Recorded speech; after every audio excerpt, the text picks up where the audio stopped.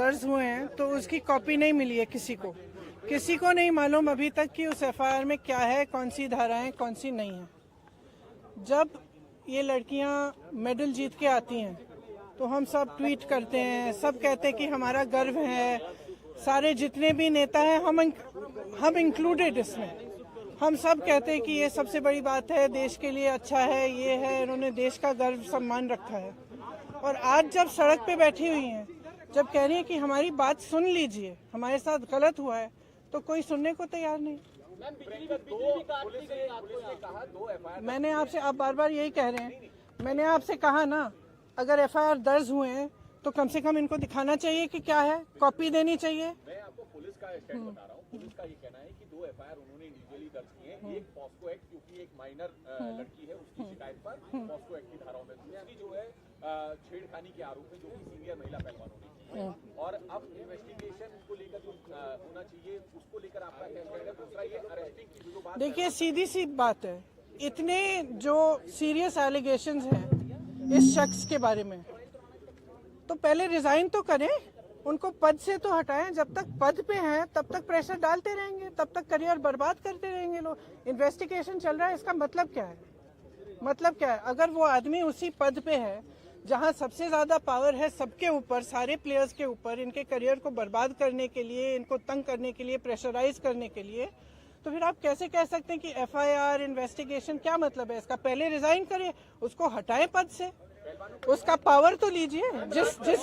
जिस पावर, जिस सत्ता ने उसको इनेबल किया है कि वो ये सब करे, पर पहले वो तो हटाइए। पहलवानों को ये भी कहना है कि क्योंकि रूलिंग पार्टी के सिटिंग एमपी हैं और इस वजह से भी कार्रवाई में देरी हुई है। आपका देखिए, जो मैं सुन रही हूँ, जो मुझे बताया गया है, और मैं पूरी तरह से बिलीव करती हूँ, क्योंकि ये लड़कियां जो हैं इतनी मेहनत करती हैं, इतनी ट्रेनिंग के लिए, इतने शोषण इनको देखने पड़ते हैं, इतना करना पड़ता है एज इट इज़, अपनी फैमिलीज के लिए, परिवार के लिए, देश के लिए, प्रदेश के लिए इतना कर रही हैं, तो कुछ कह रही हैं कि इनके साथ, और एक नहीं कह रही है, बहुत सारी ऐसी लड़कियां हैं जिनके साथ ये सब हुआ है।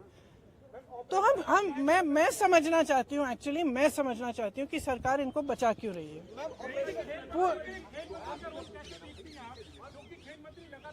बातचीत कर रहे थे, एफआईआर कभी भी हो सकती है, हमने कई राउंड की बातचीत करी। खेल मंत्री और खेल मंत्रालय के रोल को कैसे देखिए आप? उन्हें पहले करना क्या, और दूसरा प्रधानमंत्री के लिए क्या कहेंगे जो इन खिलाड़ियों से अपने घर पर तो मिलते, लेकिन एक हफ्ते से ये लोग घर पर बैठे हैं, प्रधानमंत्री को लेकर के आपकी क्या उम्मीदें हैं और उस पर आप क्या कहेंगे? प्रधानमंत्री से मेरी कोई उम्मीद नहीं है, क्योंकि अगर प्रधानमंत्री जी को इतनी भी परवाह होती तो कम से कम बात तो करते, बुला तो लेते। फिर से जब आपने मेडल लेके आए तो आपने बुलाया ना, घर चाय पिलाई, तो बुलाइए, बात करिए। बच्चियां हैं, बच्चियां, हम सबकी बच्चियां हैं। और मतलब और क्या कह रही, ये कह रही है ना कि हमारी 2024 का इलेक्शन है। अब भगवान जाने, मैं आपसे पूछ रही हूँ कि भाई इस आदमी को बचाने के लिए इतना सारा क्यों किया जा रहा है, जब इतनी सारी लड़कियां जिन्होंने देश के लिए इतना किया है, अपने परिवारों के लिए किया है, प्रदेश के लिए किया है, देश के लिए किया है, और इतना मतलब पर्सनल संघर्ष है इनका, आप देख सकते हैं, इन्होंने इतना किया है और आप उसको बचा रहे हैं। भाई इनको बचाओ ना। हमारे देश के बारे में ये क्या कहता है अगर हम अपने बच्चियों को नहीं बचा सकते?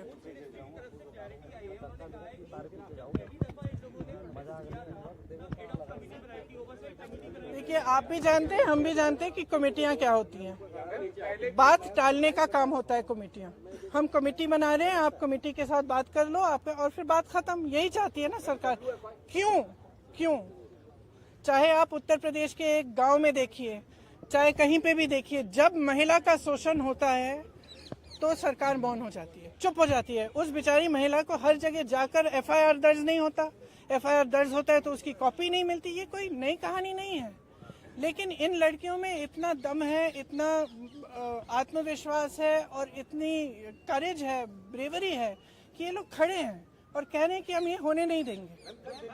तो पूरा देश, मैं आपको बता सकती हूँ कि प्रधानमंत्री जी पहचाने नहीं पहचाने, इनके मंत्री पहचाने नहीं पहचाने, इनकी सरकार पहचाने नहीं पहचाने, पूरा देश इनके साथ है, पूरा देश। और सिर्फ ये सरकार उस आदमी को बचाना चाहती है। सबसे पहले उस आदमी को उस पद से हटाइए, सबसे पहले।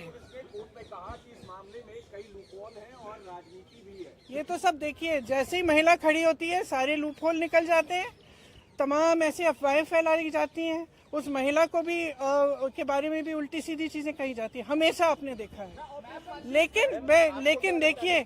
लेकिन देखिए ये संघर्ष करने वाली महिलाएं हैं, इन्होंने एज इट इज बहुत फेस किया हुआ है और ये फेस करेंगी, ये मुझे समझ में आ रहा है। इसके अलावा यूपी में कई है। आपने तो बहुत पूछ लिया। ऑपरेशन शीश महल में टाइम्स नाउ ने दिखाया कि अरविंद केजरीवाल ने अपने घर में 44 करोड़ उन्होंने खर्च किया सिर्फ इंडिया डिजाइन। देखिए आपको पोलिटिसाइज करना है ये सब, नहीं तो मैं चली जाती हूँ, क्योंकि इसीलिए मैं, यही तो बात है। तो एक्शन तो तब होगा जब पब्लिक प्रेशर आएगा।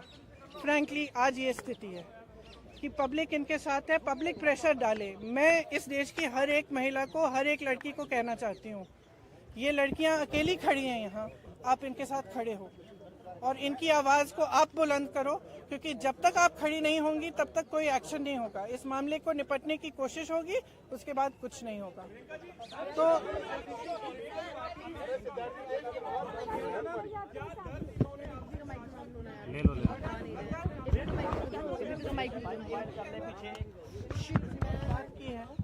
इसलिए हम अलग बैठे थे, तो मैं यहाँ क्यों बताऊँ वो बातें, वो इनकी निजी बातें हैं। लेकिन मैं इतना बताना चाहती हूँ कि मुझे इन पर बहुत गर्व है कि ये आज इस चीज़ को लेकर खड़े हुए हैं और इसमें कोई पॉलिटिकल बात नहीं है। इसका राजनीतिकरण बिल्कुल नहीं होना चाहिए और अगर होगा तो एक बहुत बड़ी शेम होगी और हम सबको इनके साथ खड़ा होना चाहिए। बस इतनी सी बात।